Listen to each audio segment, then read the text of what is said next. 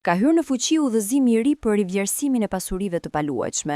Udhëzimi i Ministrisë së Financave sapo është publikuar në fletoren zyrtare. Deri në dhjetor të vitit 2026, i gjithë vendi do të përfshihet në fushatën e rivlerësimit të pasurive të paluajtshme. Ky proces do të bëhet përmes një norme tatimore prej 5%, ndryshe nga sa është aktualisht prej 15% nëse shitet prona.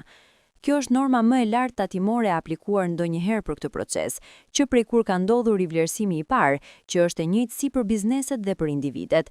Tatimi paguhet për diferencën e vlerës mes asaj të regjistruar në kadastër dhe asaj me të cilën shitet.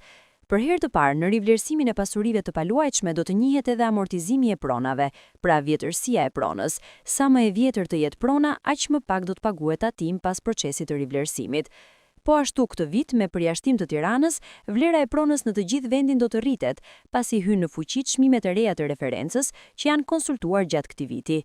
I fundit rivlerësim u bë në periudhën 2020-2022, që pati normë tatimore 3% dhe në total u afruan me çmimet e tregut 94.000 pasuri të paluajtshme, të qytetarëve shqiptar apo bizneseve.